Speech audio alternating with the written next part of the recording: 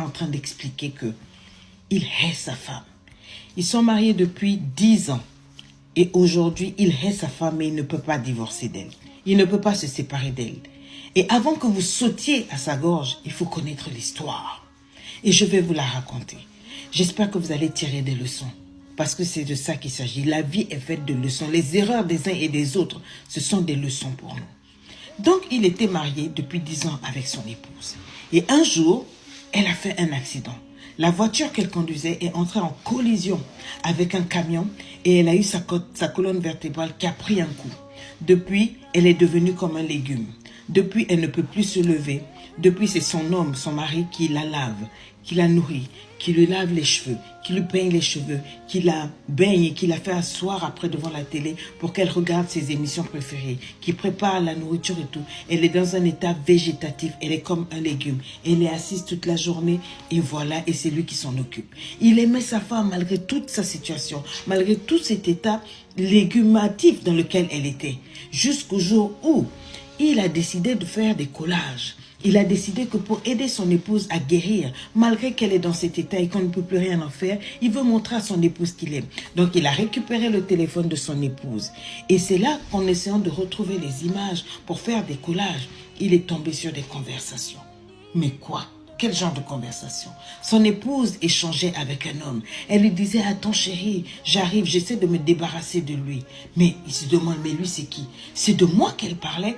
Elle échangeait non seulement des messages enflammés, elle échangeait des rendez-vous enflammés. Et il n'y avait pas que des messages, il y avait des images, il y avait des vidéos. Oh, des vidéos. Il y avait des vidéos, vous comprenez ce que je veux dire? Il y avait des vidéos de elle et lui qui faisaient même des choses que lui n'a jamais réussi à faire avec son épouse. Peu importe les pays ils ont été au Japon, ils ont été au Barbade, ils ont été dans tous les pays. Et malgré tous les voyages romantiques qu'il lui avait offerts, jamais elle n'a accepté de faire certaines choses avec lui, de lui offrir ses fantasmes, de faire certaines positions. Et là, il était choqué de voir des images de son épouse avec un autre homme, en train de faire tout ce que lui, il n'avait jamais pu avoir sur 10 ans de mariage. Et ce qui le choquait, c'était ni au Japon, ni au Barbade.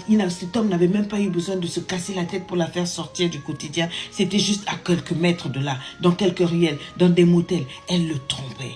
Et ce jour-là, pendant qu'elle a réussi à se libérer de son mari, elle fonçait pour aller rencontrer son amant. Et c'est là qu'elle a eu l'accident. Et voilà, voici son karma qu'il a retrouvé. Mais il s'est dit, mais je veux savoir quel est cet homme qui a pu avoir ma femme dans ces derniers moments de viabilité où elle était encore forte. Je veux savoir c'est qui. Il était crush, il était brisé. Il se tourne, il voit sa femme qu'il a lavée le matin, dont il prend soin depuis l'accident, qui ne ressemble plus à rien, qui est dans un état végétatif. Il la voit assise là et il regarde le téléphone et il fouille avec le nom, avec tout. Il retrouve l'image de ce monsieur. Il retrouve le profil de ce monsieur-là sur les réseaux sociaux. Et vous savez quoi? Il le voit, ce monsieur-là, avec d'autres femmes, dans des relations solides, dans d'autres relations. Et il dit, ben mince alors. Mais le pire, il voit que 2 jours après l'accident de son épouse, cet homme-là était déjà dans une autre relation. Cet homme-là avait oublié cette femme-là. Lui qui avait juré, selon les SMS qu'il a vus là,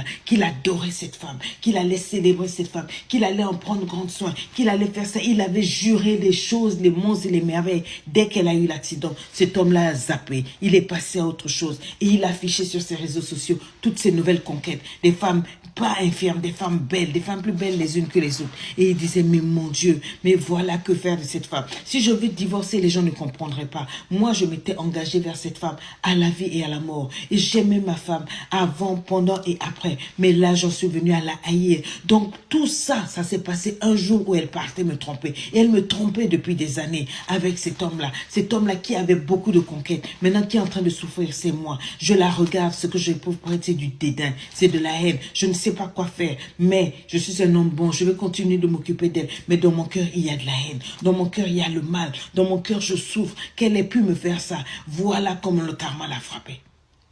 J'espère que vous avez écouté cette histoire. Ça fait le tour de la toile. Quand le monsieur racontait, on avait toutes les émotions. J'ai dit, je mets ça ici. Les femmes, quand vous voulez tromper, sachez tromper. Messieurs, quand vous voulez tromper, sachez tromper parce que le karma voit. Le karma localise. Le ciel voit. Le ciel n'aime pas la méchanceté. Quand on fait du mal à une personne qui nous aime, eh ben le ciel nous renvoie toujours des réponses selon notre maboulisme et notre tocardisme. Si tu es infidèle, la vie va te rendre de ces coups que tu ne vas pas pouvoir te tenir. Cet homme qui te dit qu'il t'aime et qui te pousse à tromper ton mari. Cette femme qui te dit qu'elle t'aime, qu'elle t'adore et qui te dit laisse ta femme. Lorsque des moments difficiles arriveront. Si aujourd'hui tu perdais tout, est-ce que cette personne qui te jure monts et merveilles, là, qui te pousse à tomber en décadence, à transgresser ta morale, tes vertus, tes principes, tes valeurs, à faire du mal à quelqu'un avec qui tu es lié, tu es en alliance, est-ce que cette personne-là sera là pour toi?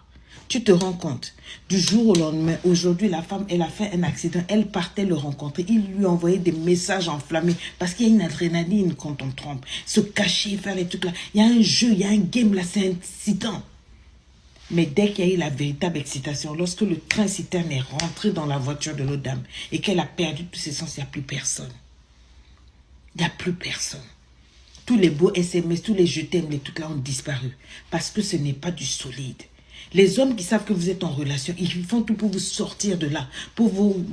C'est du pipeau. Ils ne feront pas mieux que vos hommes. Vous pouvez vivre la lune de miel dans votre foyer avec votre partenaire. Ça ne dépend que de vous.